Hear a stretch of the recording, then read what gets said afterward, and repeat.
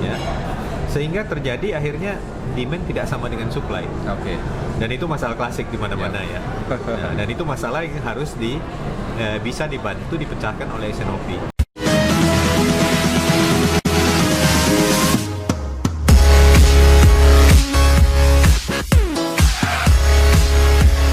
Oke, rekan-rekan semuanya penonton channel YouTube ini. Sore hari ini saya kedatangan tamu spesial, yaitu Bapak Robertus Hendra. Beliau adalah ex-GM Sales Operation Unilever Indonesia tahun 2006 sampai 2010, dan beliau pernah sebagai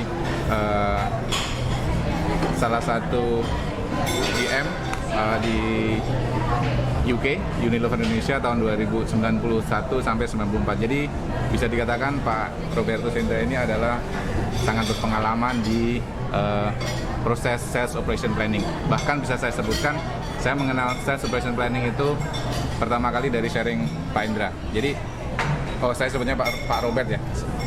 Nah, terima kasih banyak Pak Robert atas kedatangan hari ini, dan di tengah waktu kesibukan Bapak berkenan untuk sharing terhadap rekan-rekan semua terkait dengan sales operation planning. Jadi dalam kesempatan ini kita akan coba gali lebih banyak kira-kira insight atau practice implementation dulu di Unilever Indonesia itu seperti apa, kemudian sharing-sharing pentingnya sales and operation planning itu sejauh apa.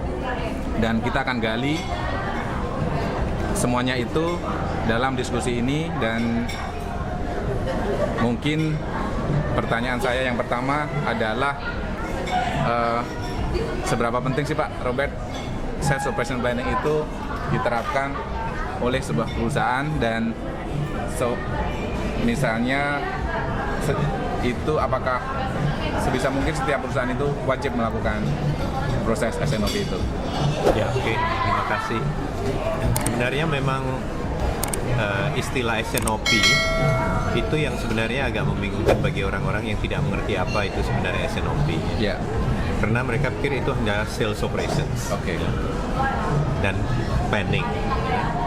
Tapi pada intinya S&OP itu adalah bagaimana perusahaan itu menyeimbangkan antara supply dan demand. Itu baru pada tahap awal ya, karena memang di banyak sekali perusahaan itu masalah supply dan demand yang dihadapi semua perusahaan ya, makanya kita bilang S&OP sebenarnya bisa diterapkan di semua jenis perusahaan. Oke. Ya, semua jenis activities ya.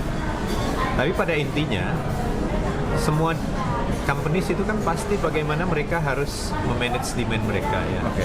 Jadi bagaimana mereka harus memproyeksikan kebutuhan daripada apa yang akan mereka jual ke pasar, ya, permintaan pasar mereka bisa estimasikan dengan bagus, dan itu adalah titik awal daripada seluruh kegiatan perusahaan. Yep. Karena begitu kita sudah tahu demand berapa, langkah berikutnya adalah bagaimana kita memenuhi demand itu, ya itu dari sisi supply. Yeah. Nah, walaupun kelihatannya simple konsepnya, bagaimana kita menyeimbangkan antara demand dan supply, tapi toh boleh dikata banyak sekali perusahaan yang mengalami masalah di sini. Ya. Biasanya kenapa tuh Pak permasalahan itu muncul di banyak perusahaan? Ya. Kita ambil dari sisi demand dulu ya. Yang namanya forecasting itu selalu jadi masalah di banyak perusahaan. Okay.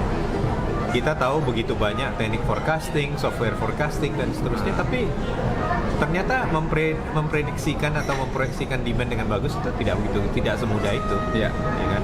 Tidak berarti kita punya software canggih lantas jalan gitu. Untuk itu dibutuhkan memang adanya satu proses. Ya.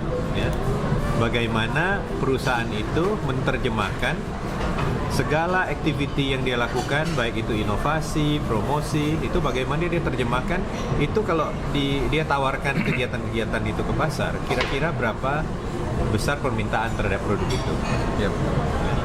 Dan ingat bahwa perusahaan boleh dikata jarang sekali yang punya cuma 1 atau 10 produk ya.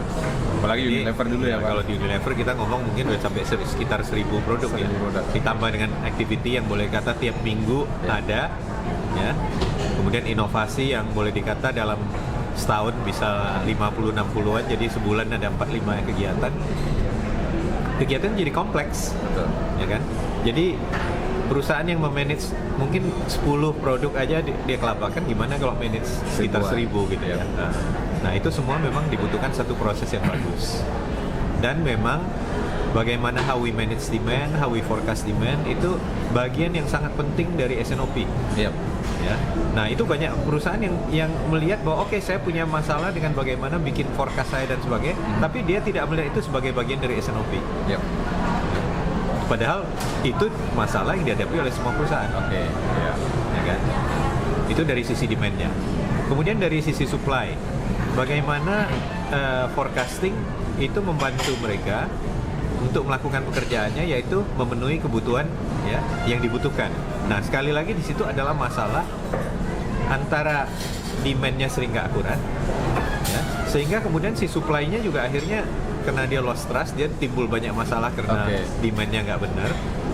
Dia bikin asumsi sendiri, ya, sehingga terjadi akhirnya demand tidak sama dengan supply. Oke. Dan itu masalah klasik di mana-mana ya. Nah, dan itu masalah yang harus bisa dibantu dipecahkan oleh S&OP. Oke. Ya, cuman memang ada prosesnya.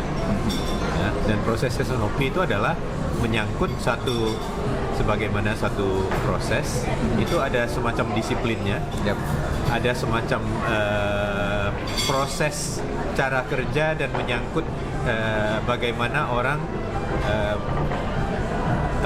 menepati disiplin waktu ya dari setiap proses, sehingga proses itu bisa berjalan dengan bagus.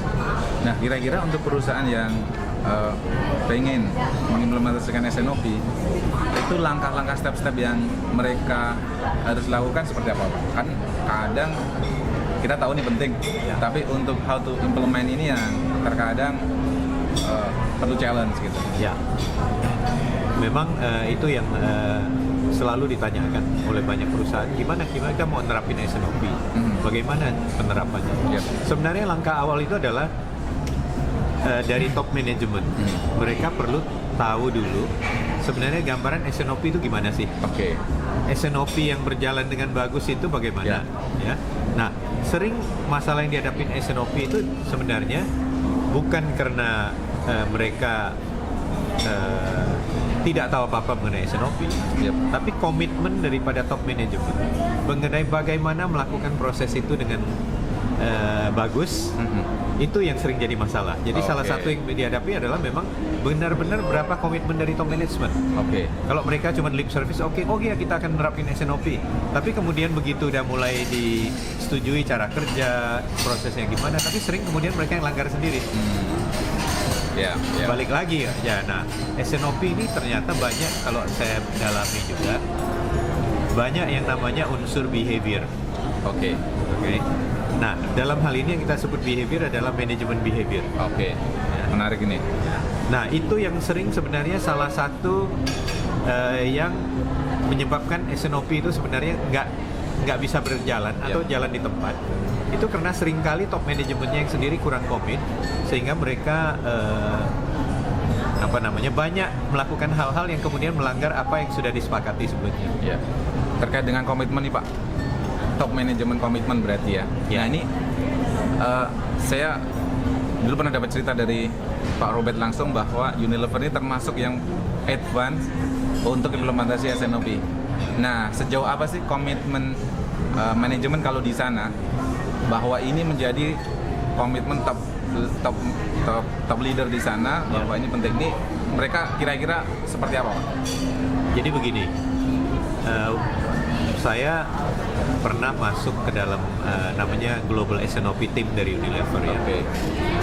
Jadi itu sudah saya pensiun ya. Kemudian ditarik masuk untuk join Global S&OP Team. Tahun berapa tuh, Pak? Itu tahun 2012 ya. Jadi dari 2012 sampai 2015-an ya. Ya, sampai 2015-2016 lah. Ya. Nah, itu sebenarnya adalah fungsi dari Global S&OP Team itu adalah sebenarnya membantu perusahaan-perusahaan Unilever ya, untuk menerapkan S&OP secara benar sesuai dengan apa yang telah digariskan dan disetujui dengan top management Unilever. Jadi juga termasuk di dalamnya adalah sharing best practice Yap. ya di antara Unilever companies, karena tingkatan S&OP Beda-beda, maturity-nya kan beda-beda ya. Ada yang sudah lebih maju di S&OP-nya, tapi ada yang baru mulai gitu ya. Atau mereka tahu konsepnya tapi pelaksanaannya masih belum bagus. Oke. Ya. Nah, Lanjut Pak, saya ambil. salah satu yang menarik yang saya alami waktu joining di situ adalah kita waktu pertama kali kalau mengunjungi tiap negara, itu salah satu yang biasa kita cek itu adalah kita lihat kejadian 3 tahun terakhir. Ya, Oke. kita ambil data 3 tahun terakhir. Dan kemudian kita analisa itu. Dan itu ada hal yang menarik biasanya. Karena biasanya kalau udah menjelang akhir tahun, ya, dan itu adalah tes sebenarnya dari S&OP itu jalan apa enggak, ya kan? Itu ada semacam kelihatan misalnya sales akhir tahun mendadak melompat, ya kan? Di bulan Desember gitu. Kejar kan? target. Kejar target ya. Oke. Bulan Desember naik, kemudian Januari hancur-hancuran gitu loh ya. Dan itu lucunya ya bukan Sering terjadi. tahun itu, Sering bisa ditemuin ya, terjadi Pak? kalau you lihat data 3 tahun bisa terjadi di Berturut-turut ya? periode akhir tahun itu. Oke. Nah itu salah satu juga yang oleh Unilever itu di-discourage gitu. Ya. Bahwa jangan sampai kejadian seperti itu, sehingga ya kita tahu kalau misalnya pada akhir tahun di poll bantiman habis-habisan untuk mencapai target, ya itu biasanya keluar biaya yang cukup tinggi ya. Oh ya. Ya, baik dari you punya trade promotion, you punya deal atau apa habis-habisan Yap, lah di yap. situ ya. Nah, biaya yang dikeluarkan tuh nggak sedikit. Nah, kemudian ceritanya itu belum tentu berhasil juga gitu Ya, loh, ya, itu ya. jadi situ kan. Ada udah setengah mati-matian nggak berhasil. Nah, tapi kemudian impact-nya ke tahun berikutnya Januarinya habis gitu loh. Yap. Ya, penjualannya pasti drop. Ya, Kalau udah kayak gitu indikator bahwa pasti S&OP nggak jalan ya Pak ya? itu adalah satu indikator sebenarnya ada behavior di situ. Oke. Behavior top Problem. management. Iya. Ya. Nah, kalau ketahuan bahwa problemnya itu adalah udah pasti chairman sih yang menyetujui. Itu kalau yang kelihatan itu dan itu chairmannya diganti. Di Unilever seperti itu? Ya. Pada saat zamannya Pak Operating sudah kayak gitu? Operating company-nya diganti. Waktu saya mulai joining Unilever Oke. sebagai global S&OP team, itu global S&OP baru mulai bentuk Yap, timnya yap, ya di itu ya. Jadi memang ada yang begitu. Jadi kalau chairman-nya memang terindikasi melakukan hal-hal yang dianggap against the behavior yang udah di grid S&OP, itu dia bisa dicopot gitu. Oke. Gitu. Jadi komitmennya tuh benar-benar sampai di build ini sebuah komitmen dari top leader. Ya. You tidak melakukannya, you akan siap-siap untuk dipulangkan. Ya. Kasarnya gitu ya. Ya. Sehingga itu yang menyebabkan salah satu key di Unilever tanda kutip termasuk sukses dan bahkan menjadi KPI global ya Pak ya. Ya. Bahwa CEO itu salah satu indikator utama yang di-assess itu adalah Dia penerapan harus S&OP. memberikan contoh ya Oke. kepada orang-orangnya gimana melakukan S&OP dan baik kan. Kan kalau kita lihat Unilever kan sekarang kalau menurut ranking daripada supply chain menurut Gartner kan dia udah Terbaik. level master sekarang kan, setelah berapa tahun di top ya, selalu di number one kan, sekarang udah join seperti P&G dan apa sih, ada berapa perusahaan tuh yang udah level master lah dia Iya, di situ. iya. Ya salah satu adalah itu hasil dari penerapan secara konsisten ya dari S&OP ya. Nah, Karena itu kan bagian daripada bagaimana perusahaan melakukan supply chain-nya otomatis terperbaiki. Kalau you handle supply and demand itu udah daerahnya supply chain toh. Walaupun secara konteks bisnis iya. ya itu lebih luas lagi daripada sekedar supply chain kan. Oke. Nah, ketika bicara tadi untuk sukses penerapan S&OP itu ada people, ada behavior, ada system, ada tools. Kalau Bapak boleh meranking 3 nih antara behavior commitment tadi, kemudian yang kedua adalah tools, kemudian istilahnya people, itu Bapak meranking berapa porsi kesuksesan atas implementasi S&OP? Oke. Maksudnya berapa persen karena behavior, Ya. berapa persen karena Ya kalau kita bilang memang ya kita bilang behavior itu dominan terutama di top management ya. Oke. Ya. Itu kalau kita bilang balik ya, kita bilang behavior kita katakan paling utama itu kan adalah top management dulu, Yep. komitmen ya. Kemudian baru people, Yep. capability-nya ya, Yep. capability daripada orang yang akan menjalankan. Gitu. Kemudian ada proses, toh. Yep. Prosesnya tersusun dan tertata yang bagus atau apa gitu ya. Baru kita ngomong system and tool. Yep. Oke. Nah, memang kita bilang di antara behavior dengan people itu adalah dua hal yang sangat-sangat penting bagi SNOP. Ya, mungkin saya bisa bilang kalau kita bilang berapa persennya Pak, mungkin saya bisa bilang itu adalah sekitar sudah 50 sampai 60% itu. Iya. Ya, karena kalau itu udah benar, orangnya top manajemennya benar, komitmennya, dia juga demonstrate bahwa dia leading the process. Ya, itu kemudian dia ready to invest, train the people ya, dan sebagainya. Itu udah sekitar 50-60% itu. Iya. Karena berikutnya hanya mendefine prosesnya, kemudian gimana kita conformance ya, sesuai dengan proses itu. Sistem tool menurut saya 10% lah ya. itu belakangan lah itu ya. Yang penting dalam SNOP justru adalah behavior ya, karena kalau kita lihat dari perusahaan kan kita nggak bisa ingkari bahwa top management itu dikejar target. Oke, Gitu. MBO artinya ya. Kalau mereka dalam suasana good day ya itu biasanya behaviornya lebih terkontrol. Dia lebih relax kan. Tapi kalau dia udah mulai ketinggalan, ada gap terhadap target, itu Yep. behavior yang itu udah mulai kelihatan, ya. udah muncul. Nah, itu yang di situ yang kita bilang komitmen mulai muncul kalau di situ. Akhirnya kejar Ya. tayang. Akhirnya dia hanya mentingkan short term kan, dengan segala cara dia capai. Ya, padahal itu sebenarnya jadi merusak apa yang sebenarnya trust yang dibuild dengan tim dia. Oh, saya mau melakukan SNOP dan kita udah define what is good behavior, what is bad behavior ya. Karena salah satu dari SNOP kan waktu kita mulai mendefine proses, kita agree proses dan sebagainya, itu kita juga harus bilang contoh daripada good behavior itu apa sih? Ya. Contoh daripada bad behavior apa? Dan kita harus konsisten. Gitu. Dan itu sampai di-define Sampai seperti kita itu. define, ya. Untuk jadi rule of thumb dari semua member itu. Waktu kita mau menerapkan, kita harus sebenarnya mendefine sama-sama apa yang terjadi di perusahaan kita.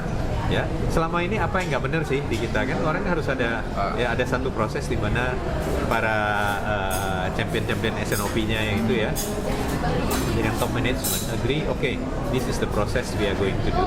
Ya, step-stepnya, kalendernya, ya, siapa-siapa yang akan melakukan masing-masing fungsi kan. Dan kemudian seharusnya kalau itu yang banyak saya rasa di perusahaan-perusahaan di Indonesia pun termasuk di global ya, Ya. bahwa orang belum really define sama-sama apa sih good behavior yang kita bilang okay, this is good behavior, Ya. this is bad behavior yang di typical ke perusahaan kita. Ya. Ya kan? Kalau itu bisa di-define, sebenarnya akan membantu perusahaan itu. Dan kemudian ada orang yang bilang, sorry ya, kita kayaknya udah menyimpang nih, ada bad behavior yang kita malah ngikut nih, gitu lagi. Gitu. Menarik. Nah itu kan sebenarnya merupakan suatu hal yang bagi si leadership juga untuk ngingetin dia. Ya kan? Boleh sedikit share Pak, mungkin di Unilever saat itu apa yang dikategorikan bad behavior, mungkin jadi untuk teman-teman bisa belajar. Oke, define nanti di tempat masing-masing, ini good, ini bad behavior, Ya. mungkin sedikit contoh. Oke.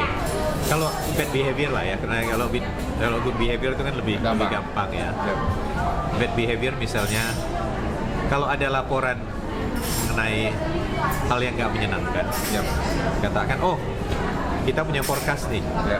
kita udah bikin, ternyata hasilnya di bawah target. Langsung si bos gebrak meja, unacceptable, Oke. minta rubah lagi, minta Ya. dirubah. Oh saya nggak bisa terima nih, mesti kan? Instead of mulai dengan oke, Kenapa itu terjadi? asumsinya kenapa nih? Apa yang diasumsikan di sini? Kita lihat dulu kenapa. Yap. Apa bedanya dengan forecast sebelumnya? Ya. Ya kan? Sehingga mungkin forecast sebelumnya oke. Kenapa ini tahu-tahu ada perubahan?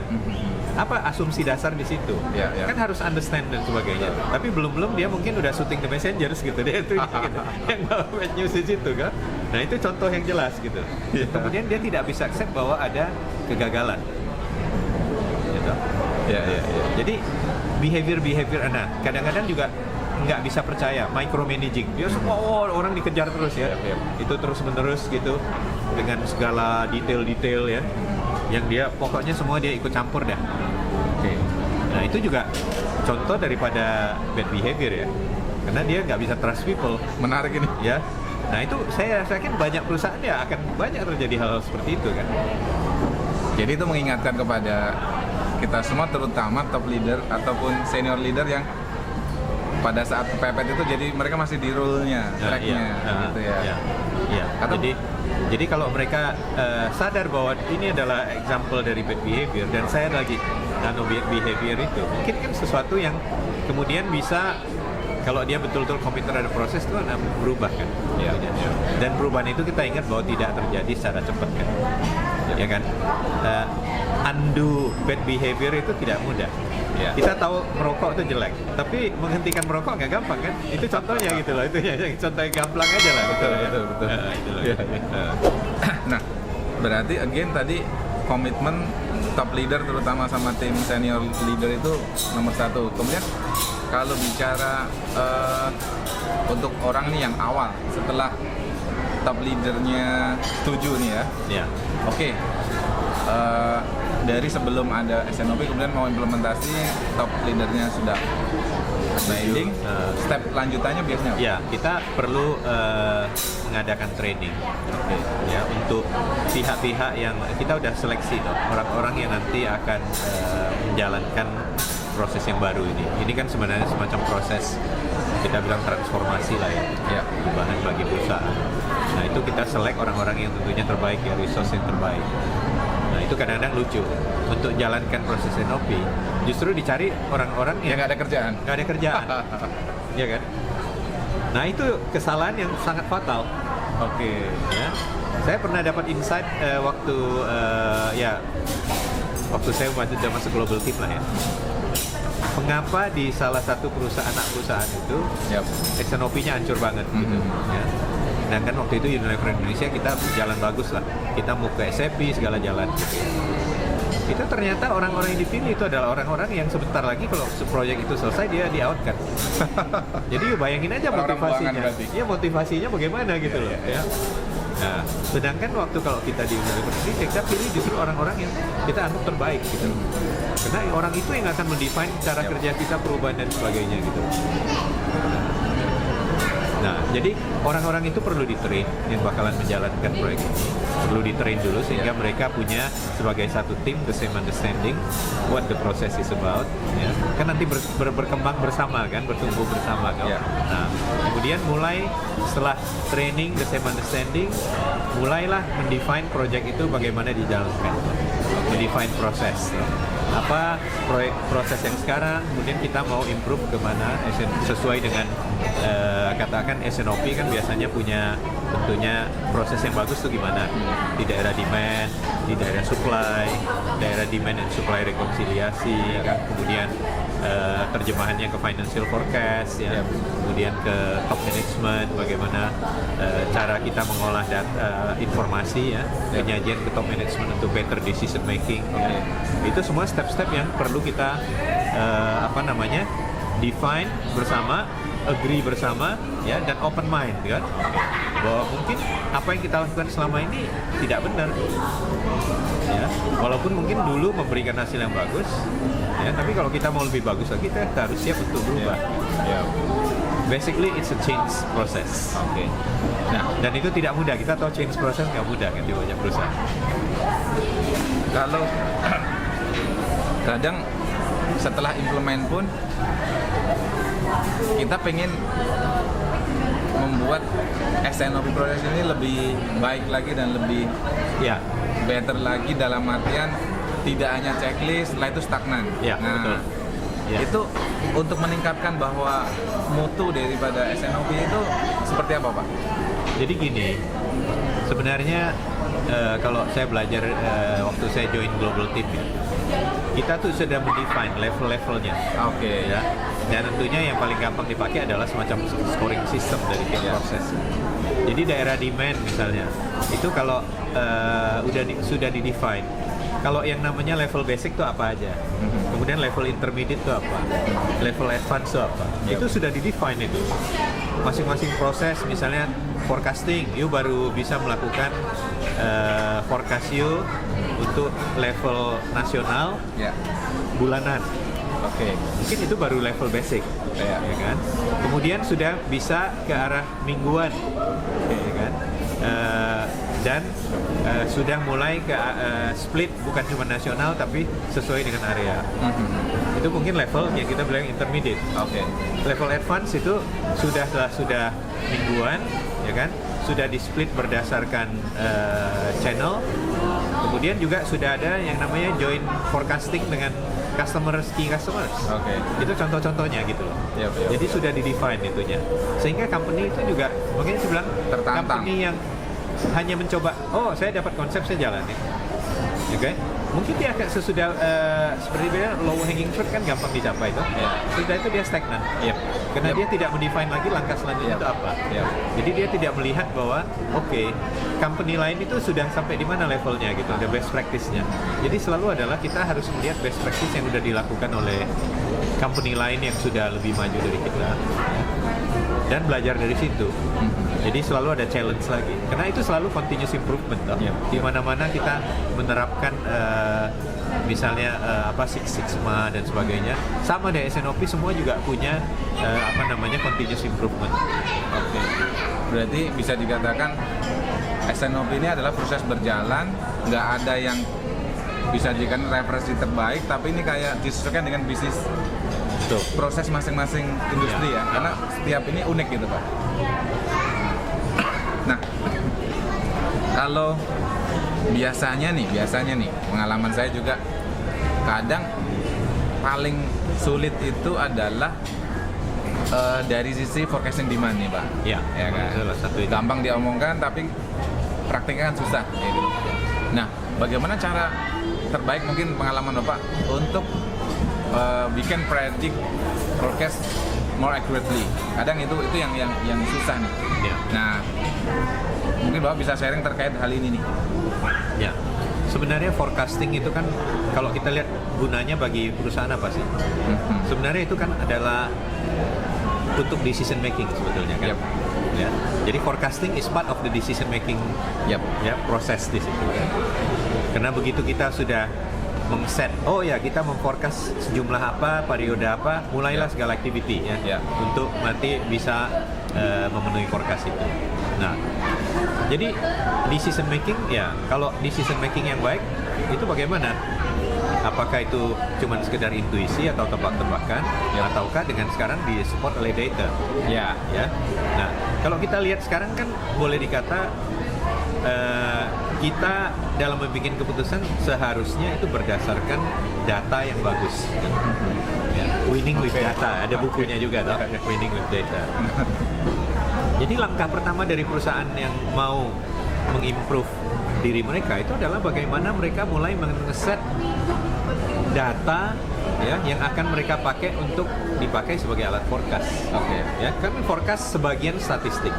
Yap. Tapi itu paling 50% lah. Kemudian yang berikutnya adalah proses bagaimana orang bikin activity. Yap. Gitu.